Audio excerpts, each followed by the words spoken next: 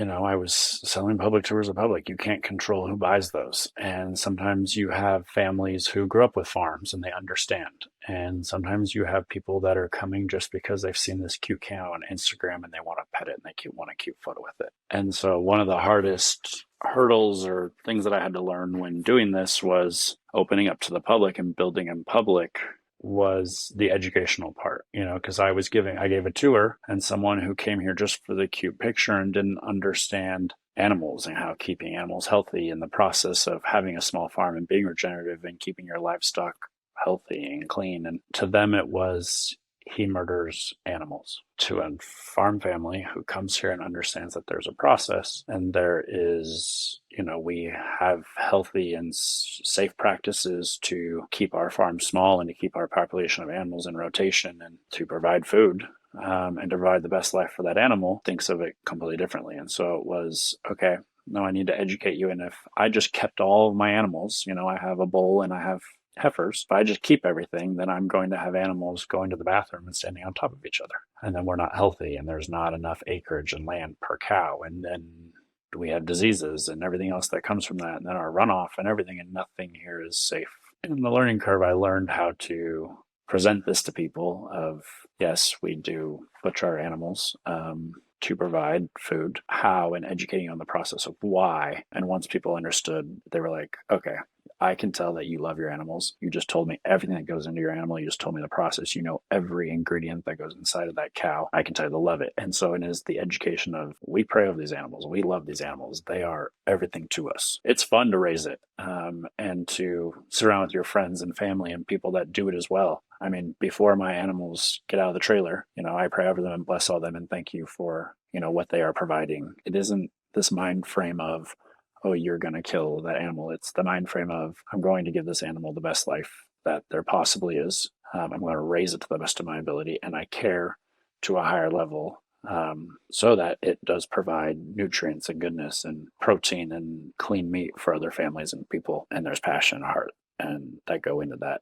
And I feel like you can tell that when you buy meat. Hi, I'm Jason. I'm Fran. I'm Carly. This is Bo Peter. And I'm Nicole, and this is Marketing for What Matters, where we explore how marketing paired with a regenerative mindset can uplift humanity, heal the planet, and still achieve profitable business growth. Welcome, welcome, welcome to the season finale of Marketing for What Matters, Season 2. I am your host, Fran, and I'm thrilled to welcome our guest today, Connor McWilliams of Highland Farms. Highland Farms is a working farm in Oregon, situated between Mount Hood and Portland, Oregon. It also serves as an event space, a farm stay, a place to learn about regenerative agriculture and their namesake, the Scottish Highland cows. And also, as you so beautifully put on your website, Connor, it's a place for man, a place for nature, a place for everything, and everything in its place. I love that. So welcome, Connor. So excited to have you. I'm so interested personally in what you are doing at Highland Farms. I know that we as a team are as well. And so I want to just jump right into grilling you, to questioning you, and ask you to take us, all the way back to the beginning. What inspired you to start a place like Highland Farms, and what was your journey through learning the skills that you now have and need in order to make a place like this possible? I'm glad to be on your show. It all began when I was a kid, and I grew up with a farm in Salinas, California. And my family was very big on being connected with the land, getting to experience the outdoors, getting to be a boy, being dirty, getting hurt, learning, the outdoors and the life lessons that come with it. You grow up really quickly that way, but you also, as a kid, cherish a lot of memories, that a lot of people inside the urban communities and buildings don't have. Those memories with animals, those memories of getting hurt, those memories of growing through that pain, those memories of learning how to take care of things, having responsibilities, chores. You can have a horse, but you have to shovel the manure and take care of it. And that's not just a couple times a week thing. That's a daily responsibility that a young child would take on. And so as I grew up and went to college and graduated, I met a friend at college who became my business partner, and we set out to build boutique hotels and Airbnbs in Portland, Oregon.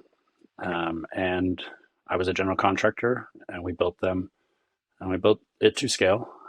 But somewhere along the way, it was still missing the experience part for me, the educational part, the part that you got to share with someone, but also in their memories. And so once saving up a little money from building boutique hotels and being a general contractor in Portland, I set out to find a farm out in the mountains, out in the country, somewhere where I could have the dream of having open land. There is something when you are on open land and in the forest and just nature, and there's no neighbors above you or to the side. It's just all BLM land.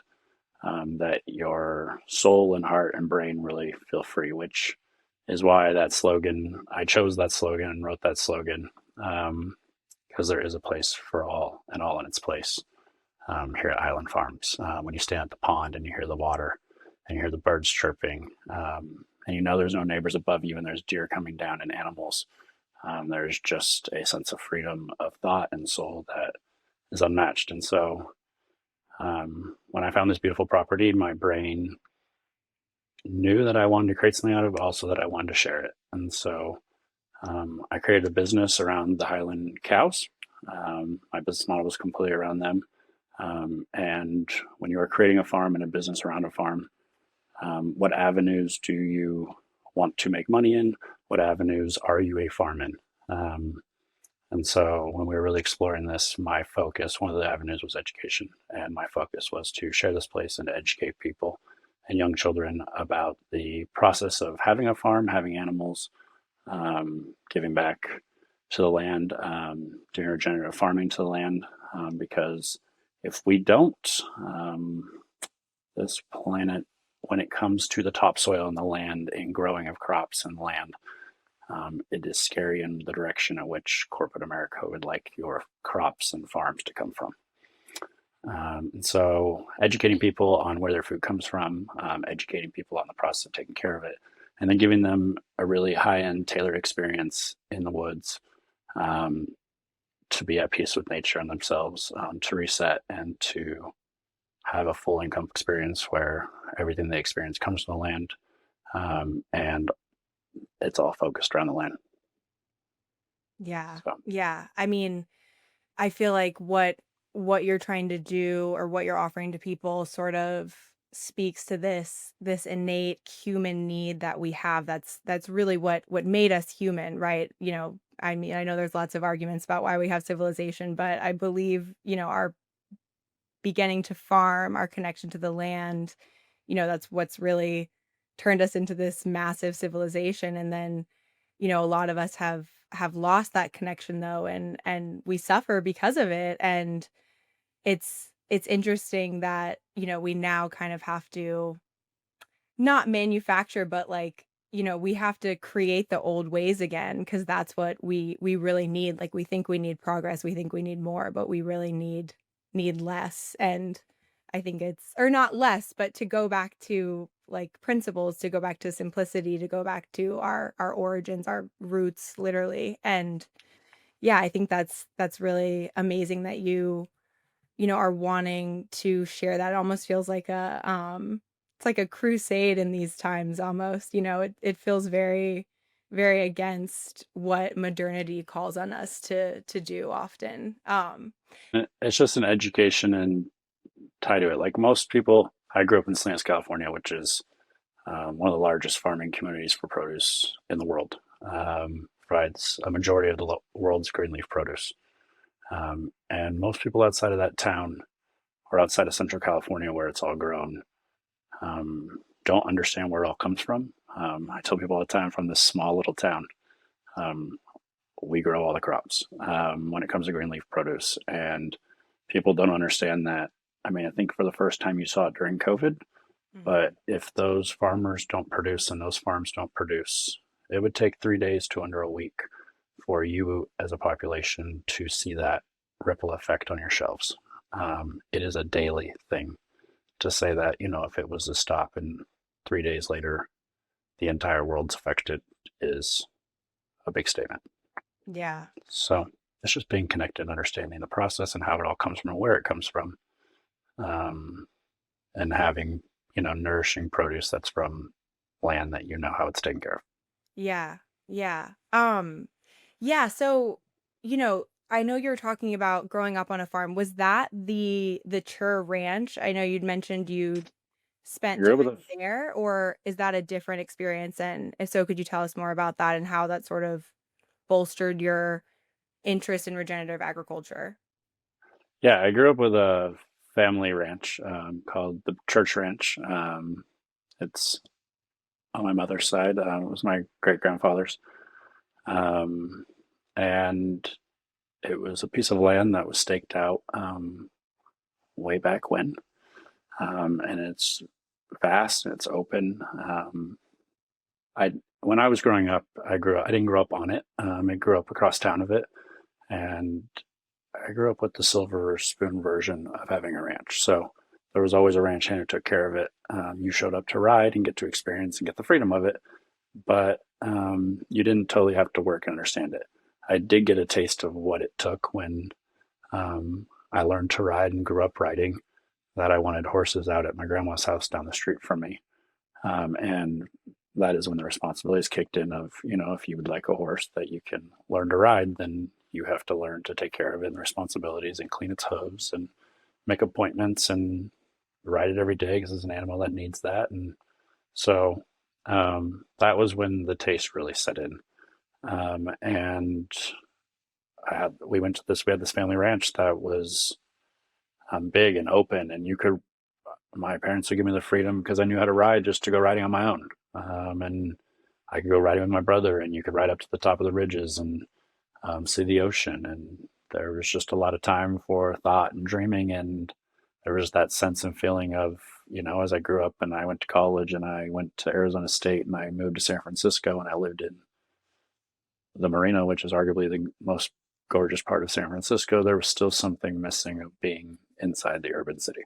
Hmm. And so I knew as a kid, my favorite memories are riding dirt bikes on the ranch, getting hurt on the ranch, playing in the dirt, riding animals, getting kicked, learning, breaking horses, all those sorts of things, cutting parties, branding parties, Yeah. things like that. And so those memories there's a lot of adult and real life lessons that kids and even adults, that you learn in participating in all those. And so that's where it all began. But it more roots in I've always enjoyed the outdoors and nature and the mountains and animals and the, let's call it therapeutic feeling you receive when you spend time with your animals. Yeah. Um, my parents always joke that, I won't get married because I date my animals at night. There is something very reassuring and calm, and it's why my animals are as friendly and nice and petable and as they are. So, but there is something very therapeutic about just hanging out with animals, and they are far more intelligent than most people understand. So it's Yeah, very cool. yeah, and what you're saying, it reminds me of the point we are in time where I feel like so much of our lives are pursuing instant gratification Correct. and all the things you're talking about, like there's suffering that you experienced along the way. Like you're saying, you got kicked, you got hurt, and yet it it is, this work that you do tending to the land, being connected to the land creates this deep sense of purpose and gratification. I think that, like by nature, by virtue, we can't get instantly, and that's what makes it so rewarding is that you can't just, what you're doing is not the same as going to Walmart and grabbing a steak and cooking it and eating it. Maybe No, that's enjoyable, but we've lost so much about why that is enjoyable or like why, even I feel like eating in a way used to be this triumphant experience because it meant you're going to keep living, like it's like we have food to eat so we will live and that's amazing. And now we just, it's so available to us. We do it so rotely almost. But I'm curious why, specifically you chose Highland cows and what drew you to them. I mean, obviously they're so cute and I mean probably the cutest cow breed I've ever seen. But yeah, what about Highland cows made you or what made you want to surround your business model around this particular breed? I like I how you really took the didn't. floor. I really didn't want you to ask that question on here. Oh no. Um, You can my tell me and we can my leave it. background. No, no, we're good. My back. You can leave it. My background and focus was building boutique hotels in Portland for Airbnb, Mhm. and so it was about experiences and people coming in and having the experience. And so during COVID, our brains started thinking outside of the urban boundary, and mine started to think to, people will pay, families want to get out right now.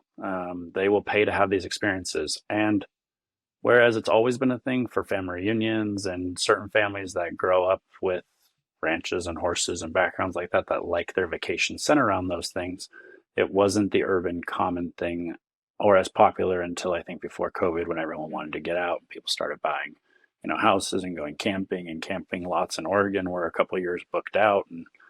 And so my brain just thought, in Portland, I don't, they come for the things around. They come for the walkability.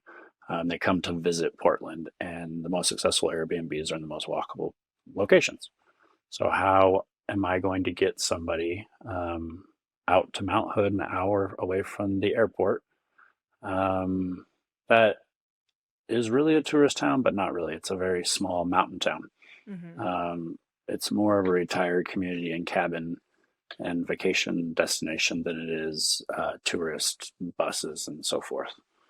And so I was on Instagram scrolling, and I saw somebody who um, is very famous on Instagram and has a lot of followers and gets paid a lot of money for their, the way their Instagram looks and for their photos. And, some people don't realize, but some of those Instagram people are up to $1 million a picture for ads.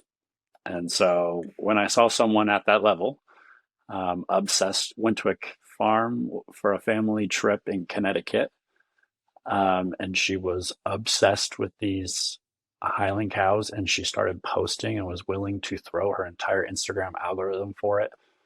Um, it really, to me, stood out in, wow, you are obsessed and you get paid a lot of money for this algorithm.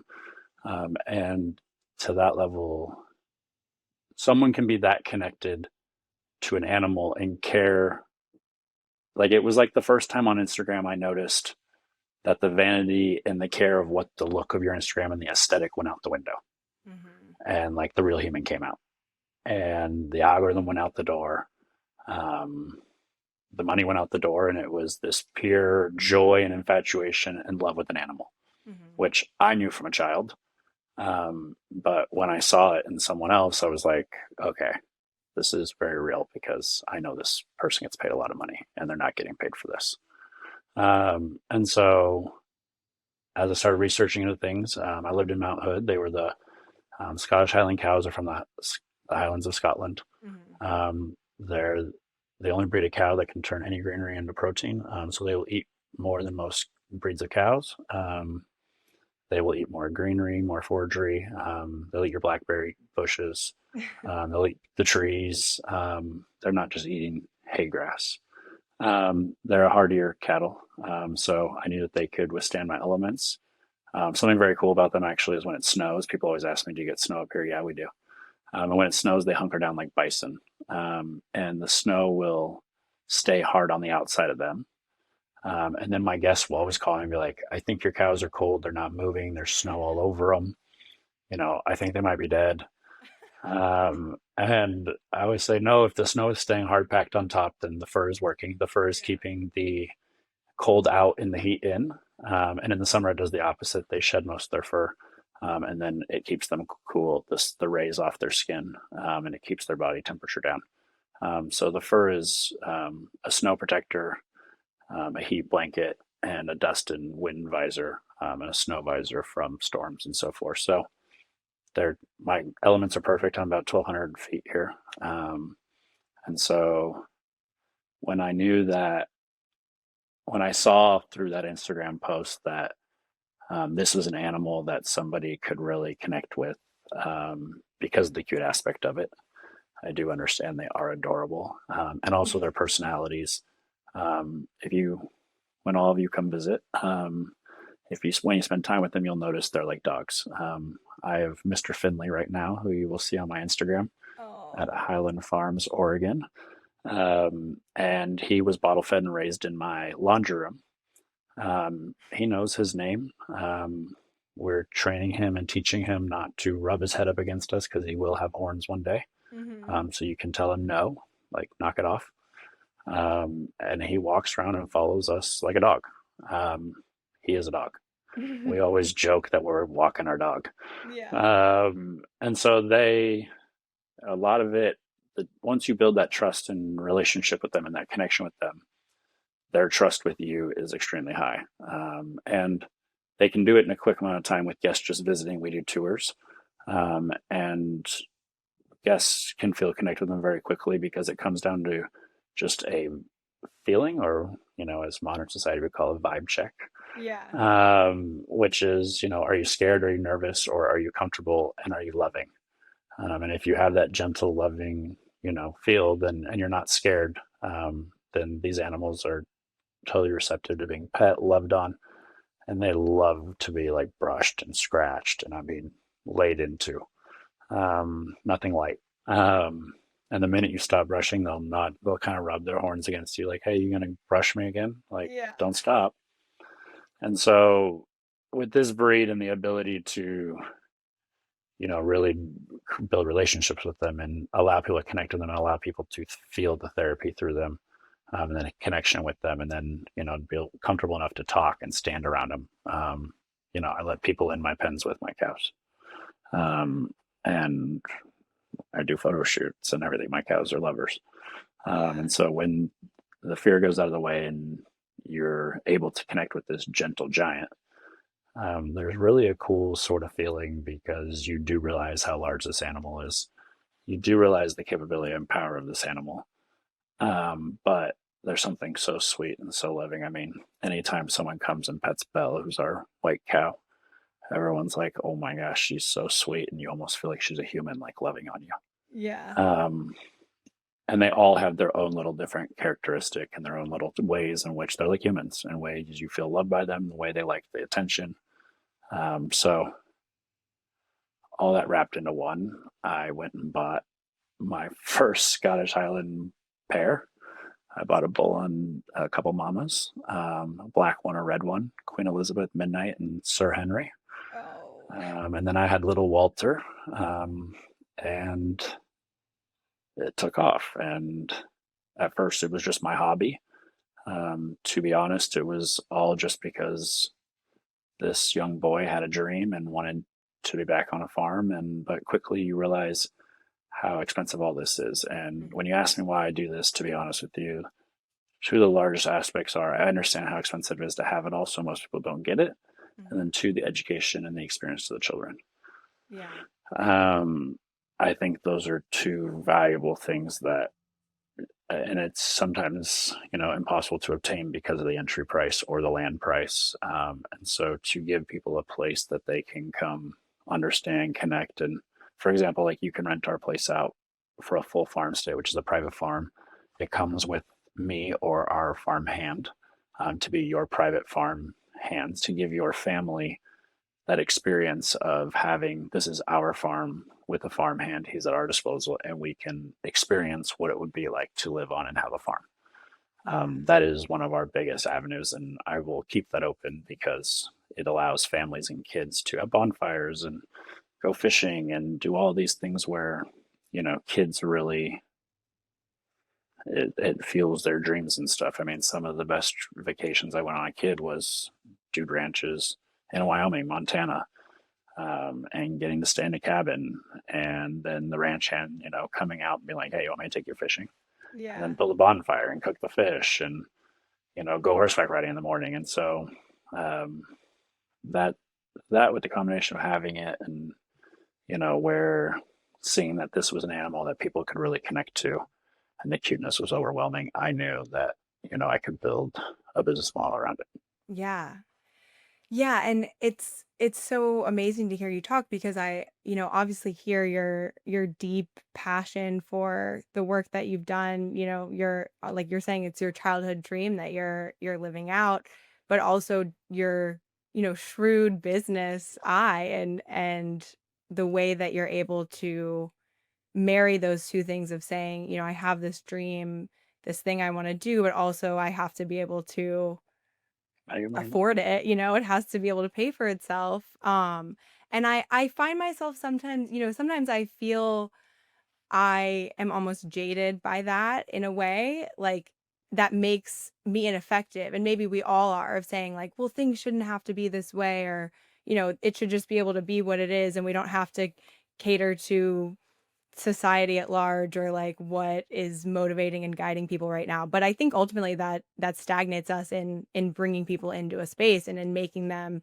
change their mind and in making them, have a moment of like, oh wait, what am I missing here? Oh, what is this teaching me about life and humanity and our environment? And it kind of reminds me too of, like the World Wildlife Fund. I don't remember the word they use for it, but it's like the polar bear is like the poster child of like endangered species and sustainability because everybody loves it and it's cute and it's an animal that we are like emotionally attached to. And like by having that, like, yes, you could say, well, why do we have to be emotionally attached to something to care about it? But or like think it's cute, but by doing that, by creating that entryway for people, it makes them care about something that they maybe didn't care about before. And I feel like that is, where the most impactful change happens is not bringing someone in who already loves it and is already, like, yeah, I love farming. I believe in regenerative agriculture. I've been doing it my whole life. I know this back to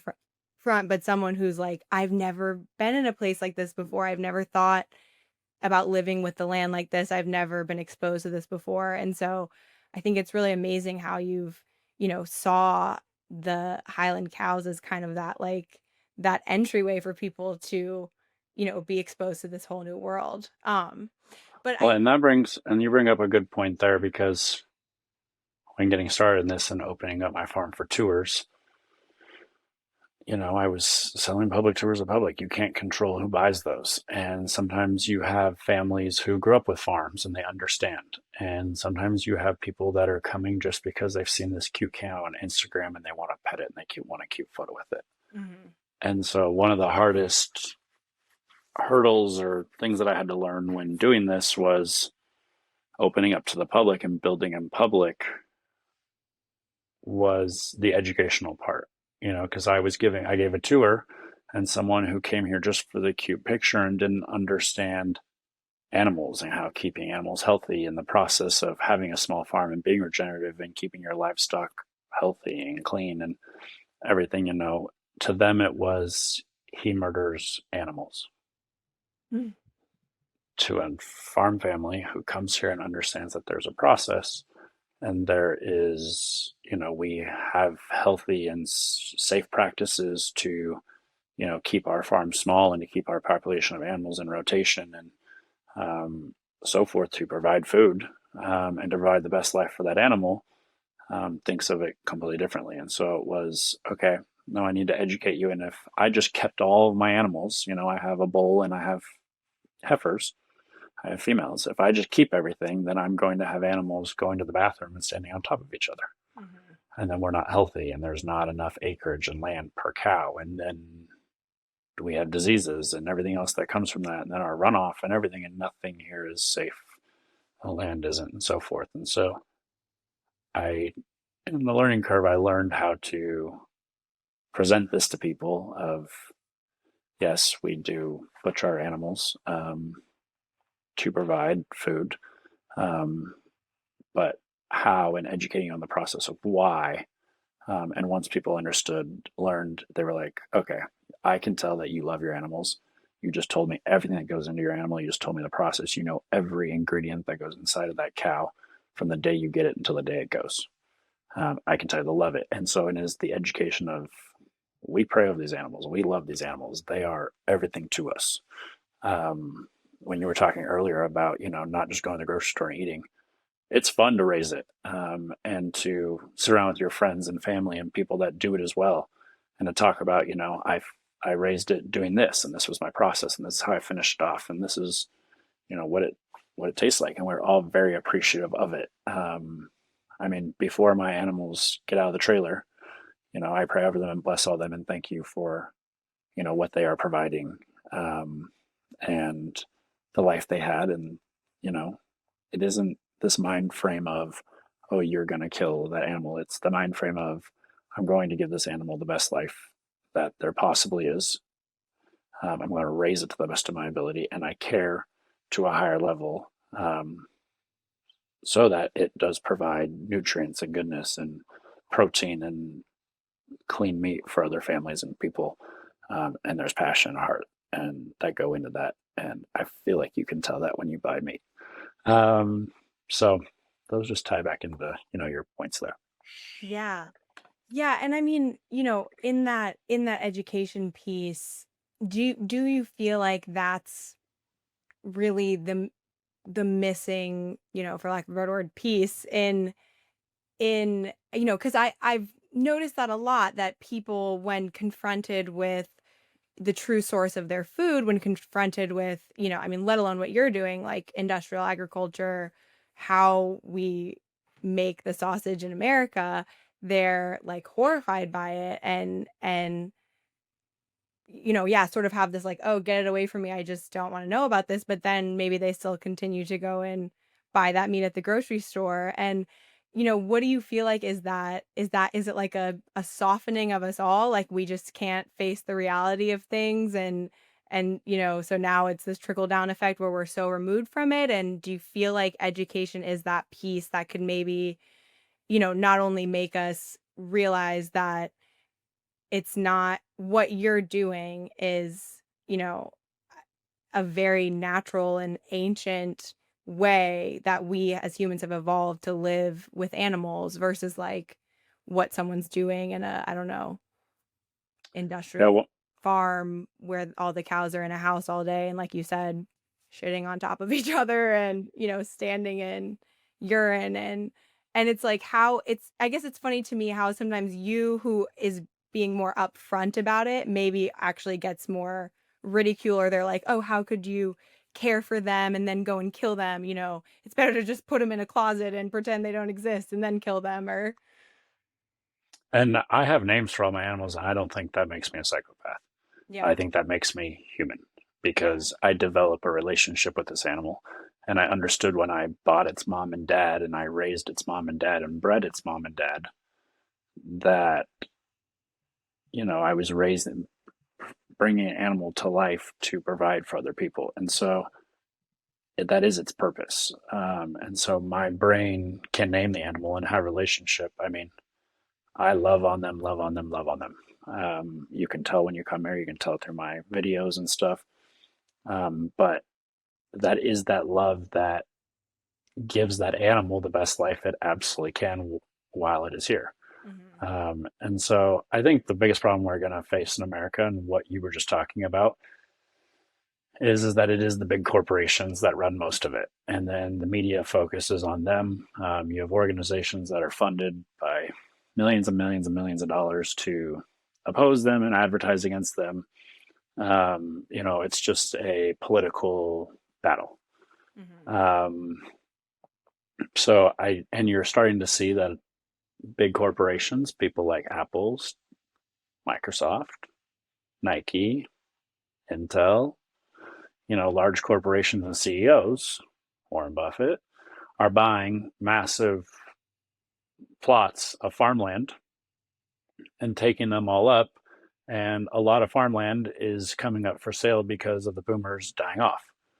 Hmm. And this generation, the following generations, for the most part, don't have a lot of interest, for the most part, in blue collar work, or that are origins, rooted, raw material, hardworking, not sexy job Mhm. and career. And I think what you're going to see is that these large corporations and CEOs will buy up all this land and try to force Americans into buying fake meat. You're already seeing Bill Gates try to do it. So it is, I think it's, let's take a step back and understand that all these things were put on this earth for us to enjoy. And I agree that the big, you know, the large conglomerate that you see and the way they handle it does it at too large of a scale for it to be the best for the animals. And so, why are people not, you know, finding ways to get connected with local farmers or get connected with local food sources to know where their food comes from? I mean, you can reach out to me and I'll sell you a half a cow. Mhm. That'll last your family of four for about half a year. I can tell you everything that goes into that cow, all the ingredients. Same with your pork, your chicken, your eggs. I can tell you everything about that. For example, a lot of people don't know this.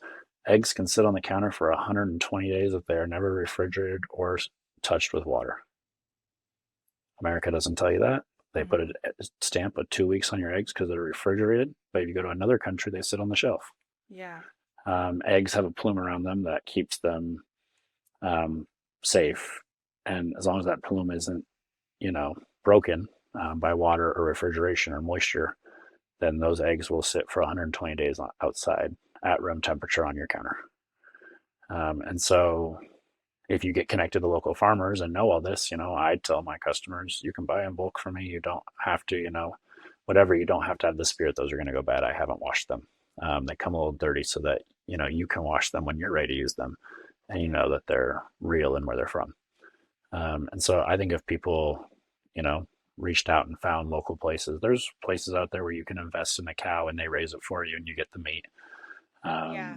Um, and so there's a lot, I think, of initiatives in my direction and in my field that are starting to make these opportunities for people. And I would love to have a whole community that reaches out and says, this is who I get my meat from. And I go visit his farm and I can go walk his property. I can call him. I can go when I go buy my meat, he'll let me walk the property and I can see how it's all done. I can see, that he's doing regenerative practices in the ground, focusing on putting carbon in the background in his soil and, you know, putting all that nutrients back into the ground through heavy animal moving and grazing and crop rotation, allowing it to get grazed and eaten down, and allowing the cows to graze it, but not completely destroy it and then moving them, which is a lot of work. And big corporations, don't necessarily want to do that. For example, if you're going to healthily move your cows on open range and instead of electric portable fences, um, it's you're moving your cows a couple times a week, or so they don't completely destroy that grass and that ground, and they just put the nutrients into it from what they're eating and their manure, and then they move on. So um, these are all just things that I think that America I'm hoping starts to wake up to before all the farmland is bought and that they start to support their local farmers so their local farmers can grow. That's my focus. Right now across the street, I'm working on 100 acres, making it 100% off the grid, and 100% regenerative. So we're focusing on what we're feeding our cows, how they're grazing, rotating them, um, feeding them different sorts of hay to put different nutrients in the ground, different grains, so that there's different varieties. In the end, I'd like to have 4 different types of grass growing on my land so that, there's different grazing patterns and there's different grass coming up at different times. And so there's really a stable ground and a healthy ground and a bountiful ground for my cows, with all different 4 different mixtures of different nutrients and proteins that I know they need Mhm. to relate. And so when you learn that, and I talk to you like that about how this meat is raised and how these cows are raised, I have seen in people who I just had a vegan wedding, and I said, "Oh, sorry, I gave them a sample of my pork," Mhm. and the bride was like, "I'll take it," and her husband's like, we're a vegan wedding. And she goes, there's someone in our group that I know will really appreciate this. And so they brought it to the wedding and I saw them cook it. And Yeah. I could see some of them like interested and they asked me about it. They brought up questions. And, I think it started to push the envelope of, I know where this comes from. I just met the man who cares about it. I can tell when he walks out those animals how he cares about them. And so I do think, getting more connected and educated and connected to a local farmer, and getting your sources from them really would make people much more comfortable. Because like my animals don't have antibiotics, my animals don't have vaccines and everything shot up in them. There's no, hormone boosters. There's none of that. So it takes a lot of extra work, takes extra money, takes extra cleanliness. But I want my meat and people to know that buy my meat that all my meat is, no soy, no corn, clean, no antibiotics, and it's healthy for them and people who have. I even hear from, my local friends and farmers of people that buy from them because they have certain diseases or conditions and their bodies react to eating red meat from other, commercial farms, but then they buy meat from them and they're totally fine. Wow. And so it's scary. Yeah. Yeah. Creepy.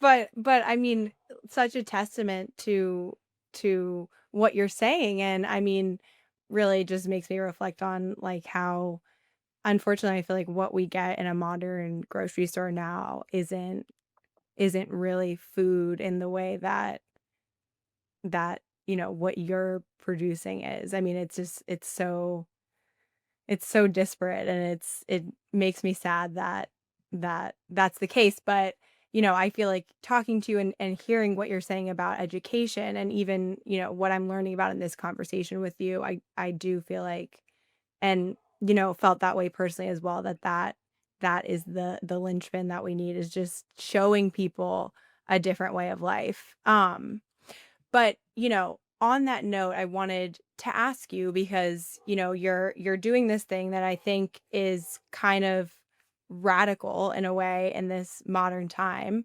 And, trying to say, like, let's do things differently. Let's do things how they used to be done. Let's do things in concert with the land.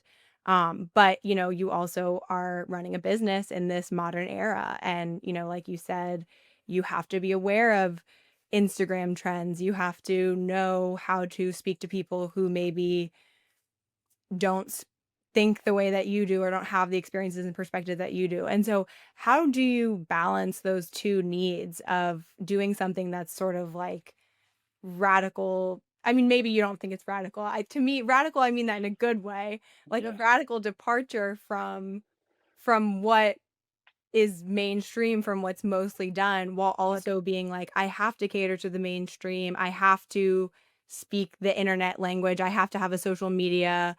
I have to be a working business. And do you ever feel any tension between those two goals that you have?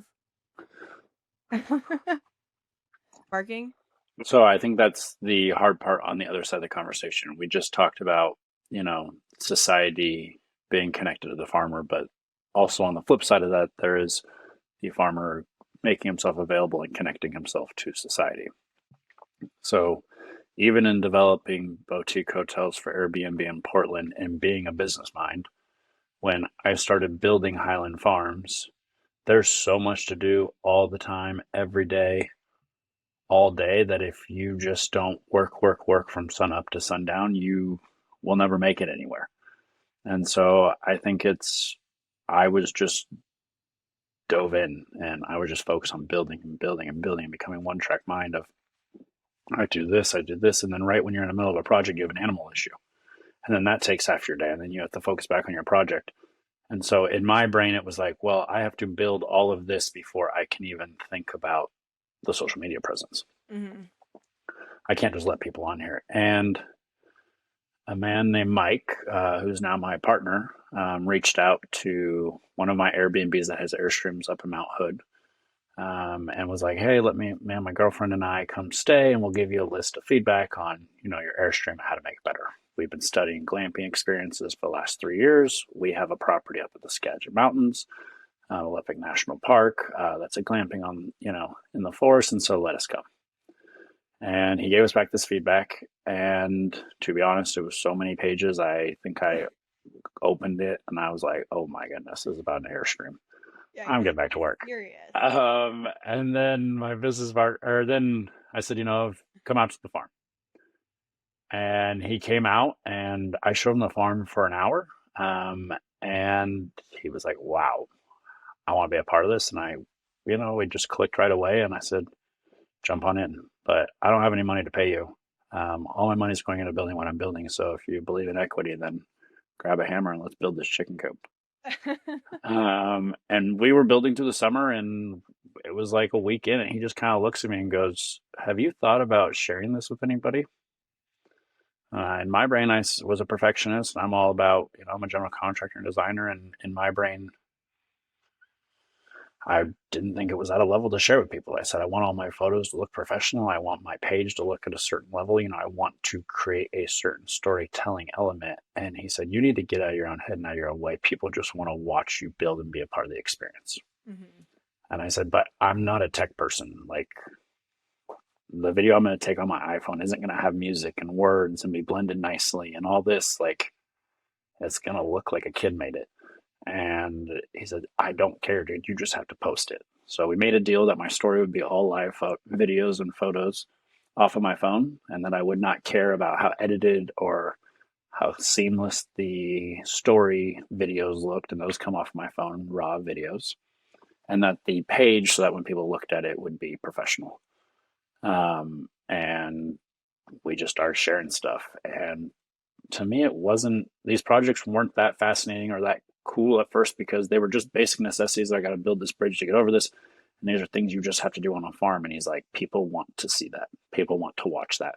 Let people be a part and be involved in building. And it's very hard, because when I'm on Instagram and I see another general contractor who has all these followers and makes all these videos about him building, the first thought that comes to my mind is, you don't actually work. How much time did you spend taking that video, doing all the cuts, doing all the edits? I could have I could have framed in a whole room in the time that you took 3 cuts. I mean, are you actually working? Right. Or who's doing that? Or who's doing it? Or who's the team behind you? Or can you show reality? And I had a hard time with that at first. And he's like, just set up a camera and build.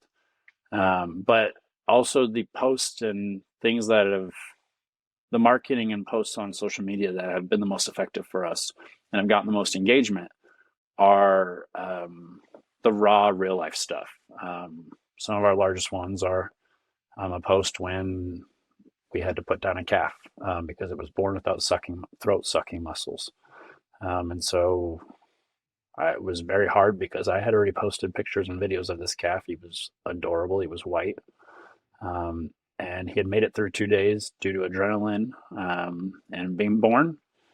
And he was born without the muscles, and the road out was, in the vet's words, too difficult, and the chances were too low. Mm-hmm. And the probability of this calf, it was fading very fast. And so, you get tired of the humane things and how you do this. It's about owning a farm and growing up quickly. I tried to reason with this vet. I tried to fight this vet. And this vet finally looks at me and he goes, I need to have a logical rundown with you, because this is a very serious discussion. And is this right now about the emotions, or is it about the money into the animal? Mm-hmm. And, he said, I'm going to tell you that this animal I can go ahead and put the whole vaccine chest in this animal. It's got a 20% chance to 30% chance to make it to the morning. If I can get it hydrated enough and adrenaline enough, and we can then tube feed this animal every single day until 4 months is over. Mm-hmm. The probability that the animal makes it through that is 20%.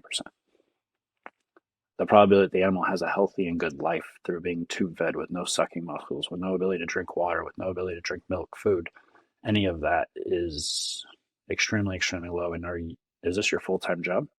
Do you have anything else to do besides sit here, right here, and not move for the next 4 months? Because if you want that 30% chance, that's what it's going to take. Or else we better start talking about a 5% chance or a 2% chance. And, I fought this vet left and right. And he looked at me and he's like, "Sir, this is how it goes. What's the cost of the animal?" And oof, I don't even like telling you this. Yeah. And I said, "The animal's worth $5,000. He said, "No, sir, today. We're not talking about if this animal is healthy and lives and grows to be a full size because I'm giving you less than probable for that to happen." And he said, "In farming world, if the cost of the animal is less than I cost, then that's the money reasoning. Now, if this is an emotional decision, then you need to understand that this calf is not going to have a good life, and we just went over that. And that you're going to make this calf suffer." And so I said, "Okay." And he goes, "I've answered the logical money issue and the emotional issue. They both lead to the same answer." And I mean, and he got to the point where but it was good because I could not, I even made him, I said, "Let's go out to my other animals and check my other animals before I give you a decision." Yeah. Because I just kept wrestling with it. He just watched me and he was like, "You are struggling, so can I help you get through this?" Yeah. And when you break it down logically and emotionally, and they both lead to the same thing, and we're talking about the betterment of this animal and the life of this animal, then we have one answer. And, he tells you, this can go one of two ways. I can euthanize this animal, and it will take 1.5 to 2 minutes. Or you can go get a gun. Okay. Which one's more humane? If you can stomach it, the gun. Happens in under a second. The other one takes 1.5 minutes. When you have to have that reality and you've shared this with the public, and this is now a learning experience, a unfortunate situation of an animal we were given with. I mean, I struggled for a while I've posted pictures, people are asking about this animal, but how do I tell them the truth?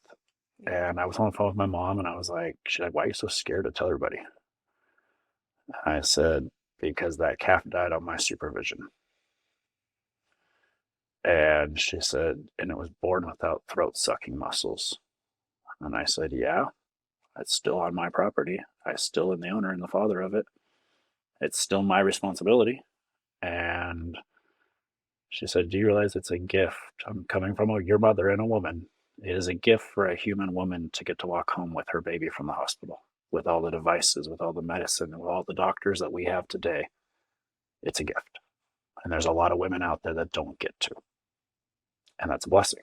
And so I think if you're just raw and real with it and just tell them, "Hey, this is how the baby was born. We were born with some defects. I had the vets out. We were all doctors on staff. You know, even past a lot of, farming, what I called the vet as much as I did a lot of vets, he makes the comment of, if I cost more than the animal cost, then you know how this goes." And those are all experiences that you have to go through to understand this whole process of the betterment of this animal. I could not save this animal. And even when we walked outside to go talk about the other animals, I came back, I noticed it dropped significantly in like 10 minutes. And so, yeah, it's not, I shared with the public, and actually that post and then the one thanking people for 10,000 followers, which is me writing, just a heartfelt thank you. Emotionally, thank you for helping a young man's dreams come true. Those two posts have gotten the most engagement. So marketing that really is the realest for us and gets people involved the most is the raw, real stuff. And on that post about me having to put the baby down, I got the most comments. I mean, I had comments that were, "Thank you for showing us that farming isn't all roses and dandelions and rainbows. Thank you for being real about it and showing our kids and people that there's realities and hard truths and hard work and responsibilities and outside factors and everything that go into this." Thank you for giving us a real life glimpse into it. Thank you for opening, our eyes to this isn't just a cute, furry, fuzzy cow farm, and this is a real life operating farm. But so I've continued to be a little gutsy with sharing um, babies and stuff that's happening just because I actually feel like you getting that real life experience with me Yeah. is what most people engage with.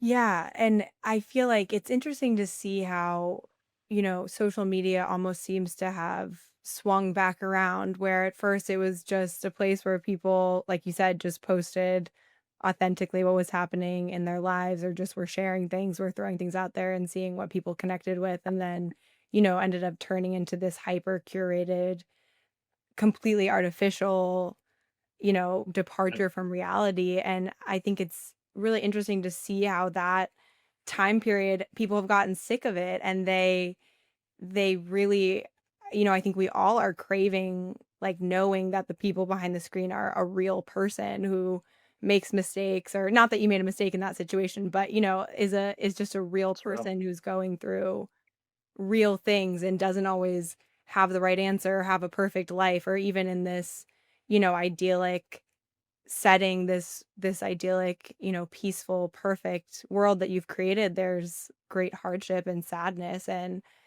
yeah, I think like you said, that, is really speaking to people right now in a way that like, look at my perfect life and my perfect farm just doesn't hit anymore. No, and no, it doesn't. Yeah. So, you know, I know we've been talking for a long time, but I do have a few more questions I want to ask Go as ahead. well. I can talk for a while. Okay.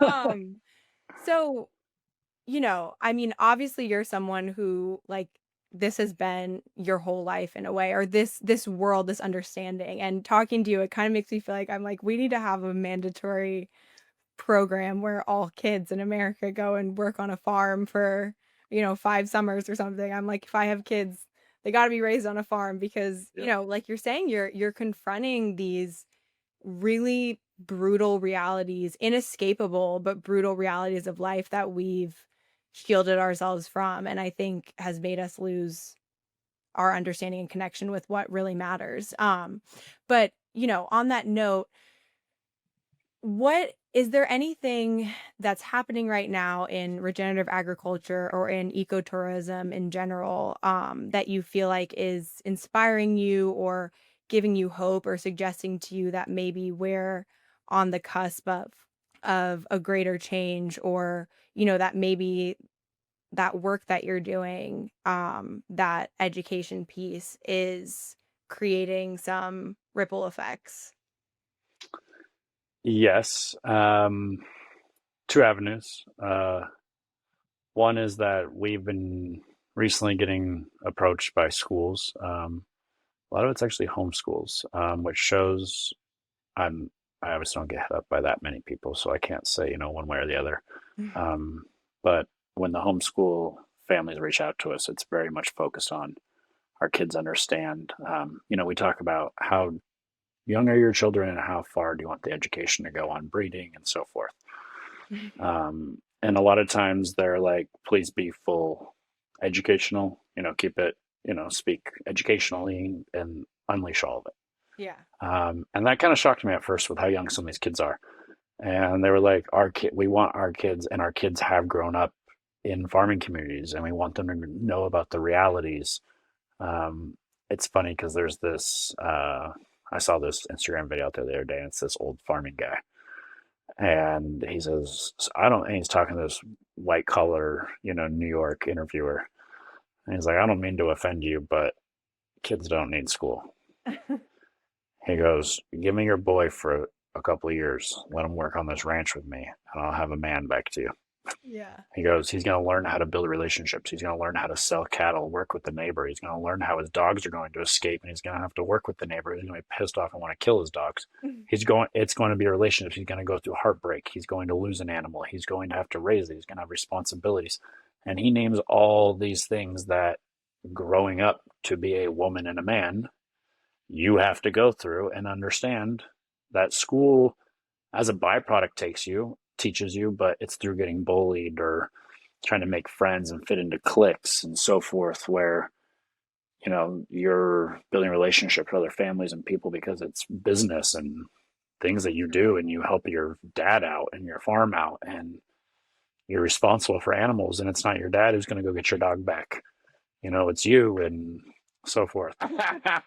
No, well, just sort Oh, of. yeah, yeah. And then secondly, the other thing that gives me hope is right now we're seeing a push from counties, districts, and tourism reaching out to promote us and to get involved. So Clackamas County owns Mount Hood Territories Instagram handle, and they've sent people out. They've had a corporate retreat out here.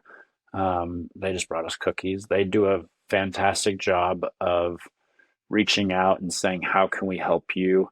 They get grants from the government and money to, promote tourism in their county.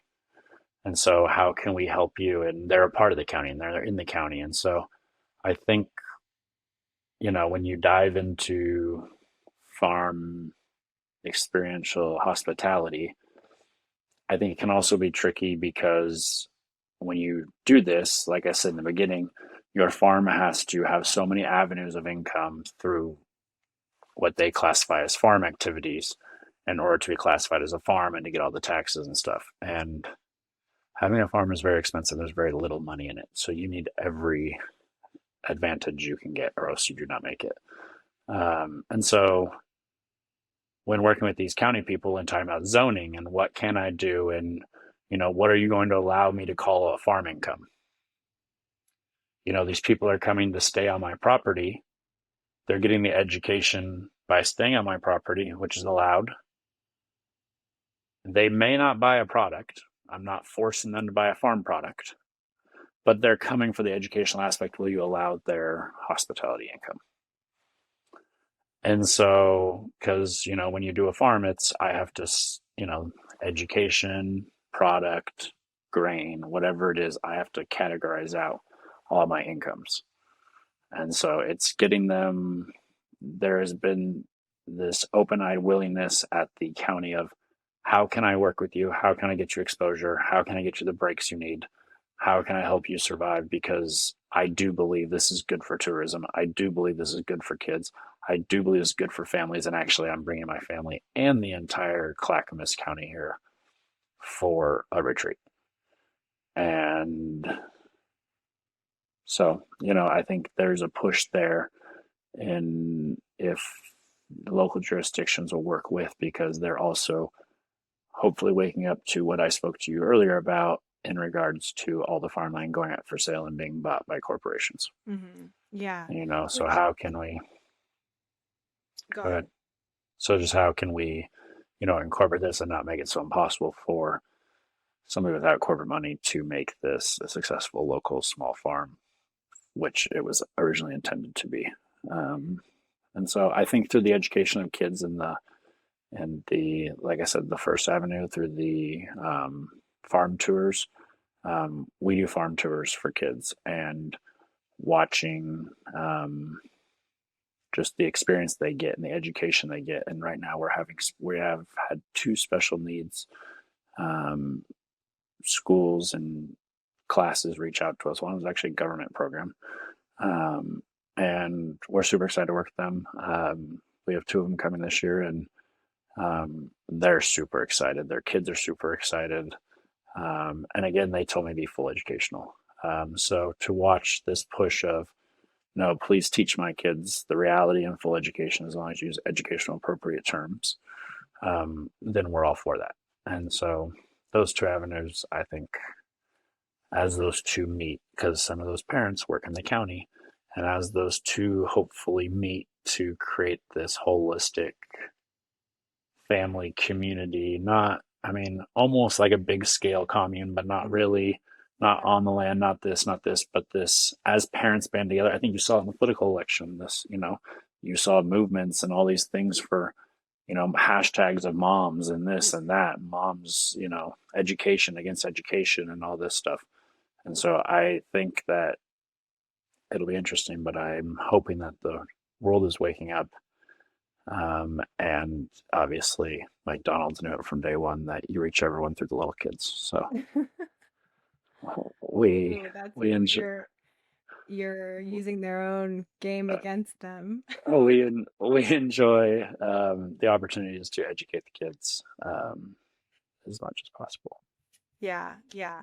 And I mean, really, just from my own personal perspective, I come from a family of educators, and I've always, so passionately believed that education is like the most powerful tool you can give anybody. And I think, like you've said in this conversation, is we can see the sort of decay of society because we don't educate people anymore about like how to be a human being, about where their food comes from, about how to be a community member, about how to care for something, about how to struggle for Yeah. something.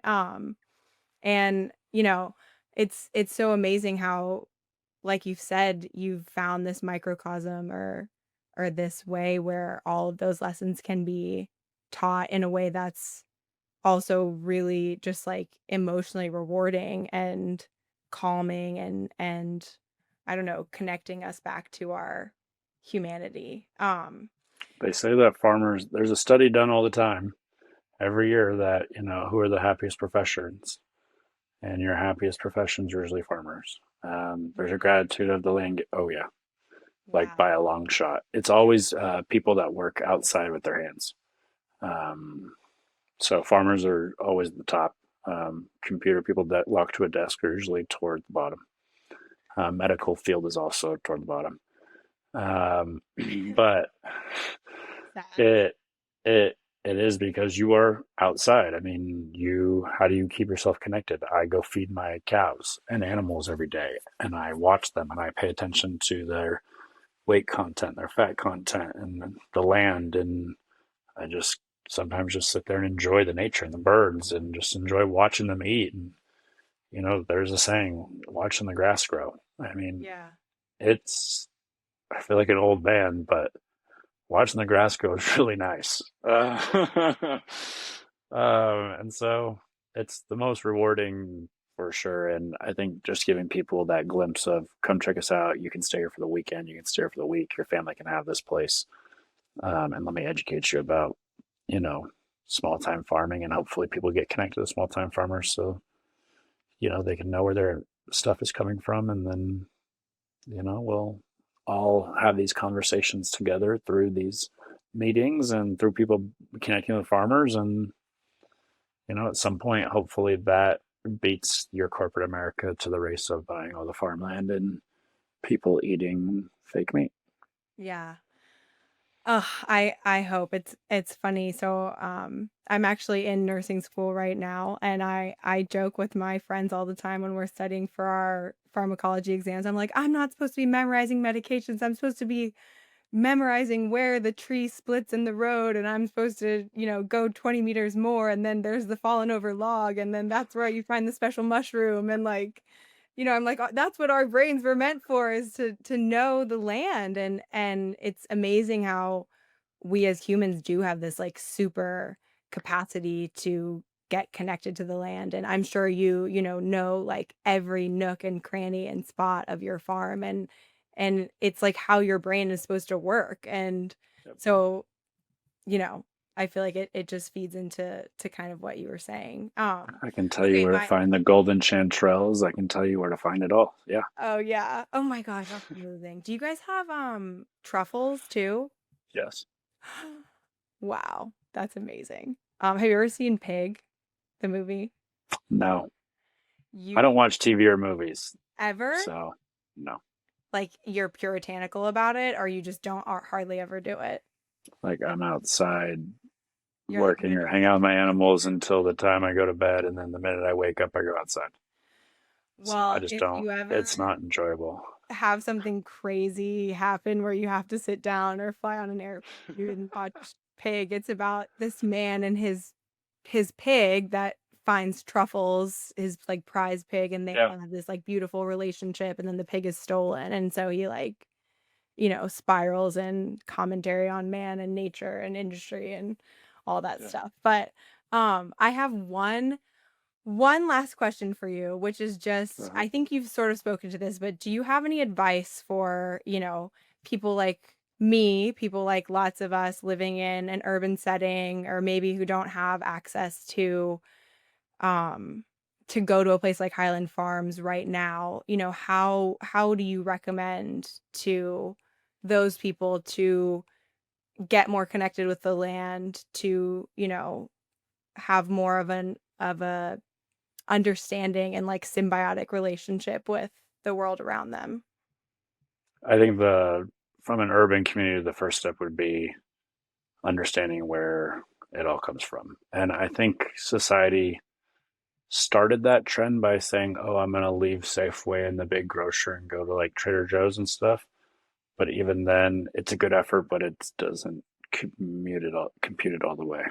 And so, like I said, it's very easy. I mean, you can look up farms. There's one down the street. There's even another person down the street from me. I can think of two just around me, where you can sign up for all their produce and their animals. And there's a lady that brings it into Portland on Thursdays, and she sells it brings it to her clients, to her club list in Southwest Portland.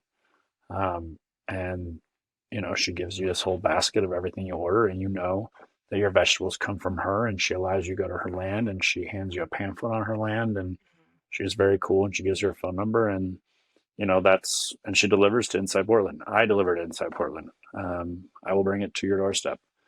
And so it's getting connected, I think, and breaking that fear of, okay, I don't eat meat, or I'm not going to do this, or I'm not going to do this. Okay, let me learn about this. Let me see how this is actually done.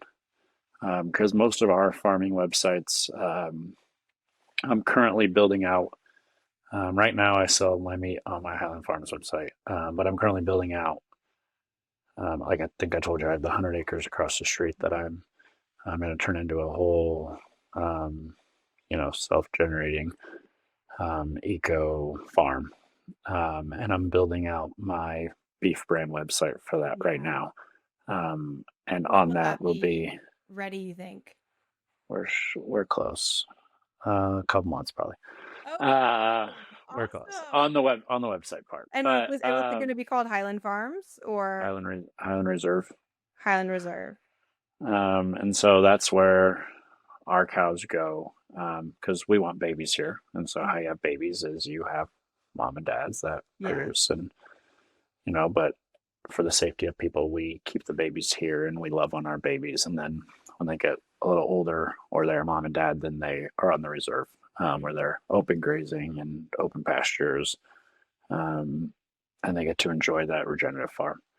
Anyway, so we are doing the beef brand now, and on our website, there will be a huge about, and learn about the land, and learn about our process, and learn about who we are, and learn about what we stand for, and this. And so you can go to these different farmers or websites or meet them, and you will learn about what they stand for, what they represent, where their stuff comes from. A lot of them will let you come out and pick it up and buy it, and you can do a tour. And I do tours, and people can come out and see everything about it.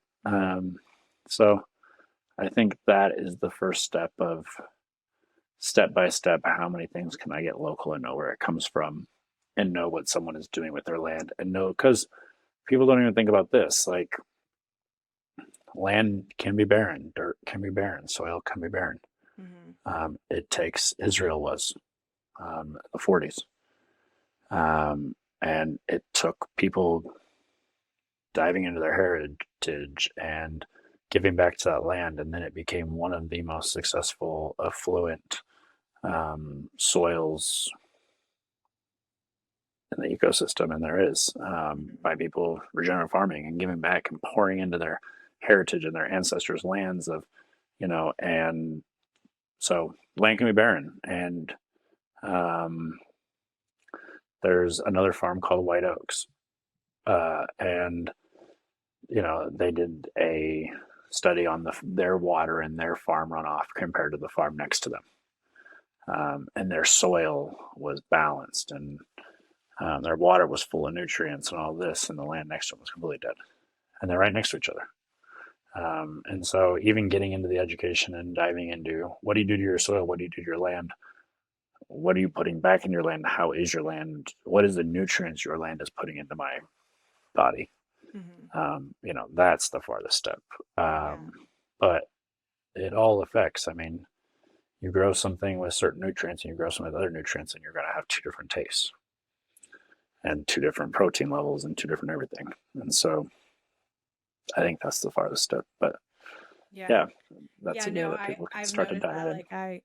I joke that I didn't have a real tomato until I was like 22 years old and got one from a farm stand. And I was like, this is something different than what I've had. This is like a real tomato. This isn't a whatever I've been watered down, starchy, watered down substance. Yeah. Yeah, just like water and acid, basically, and nothing else. True. But, well, Connor, I won't take up any more of your time, but I've really, really enjoyed our conversation. I really appreciate the work that you guys are doing. It's really inspiring to me. And even that last anecdote that you shared about how we can restore things, we can restore barren land and barren soil. And I think that's really desperately important for all of us to remember right now when, at times things can feel a little bleak and hopeless. And it's always a good recheck into reality to speak with people like you who are trying to change the story a little bit and show people something that we've lost. So with that, oh wait, hold on. I want to change that actually. Well, we invite you all. Wait, say that again? I said, well, we invite you all to follow our journey and process as we build Highland Reserve and our beef brand at Highland Reserve, and to check it out and to learn about the education, the background of what we're building, and follow our process. We'll be putting together sort of a documentary Instagram to kind of follow this process, to allow people to really tap into what are the things we're putting into the ground and the carbons, and what is the goal we're trying to reach with our ground and our nutrients. And so if you get a chance, pay attention. Highland Reserve, it will be a beef brand. It's coming soon. And then we are Highland Farms, Oregon. I hope maybe you'll ship to Florida. I'll ship.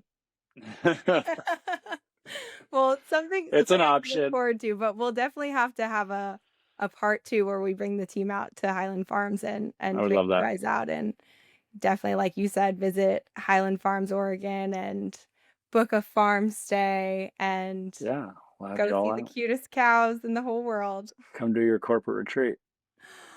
Oh, are you listening, Jam? Uh-huh. Let's do it. Well, that's a wrap on our season finale of season 2. Connor, it has been such a pleasure talking with you, and I look forward to seeing what else Highland Farms does in the future.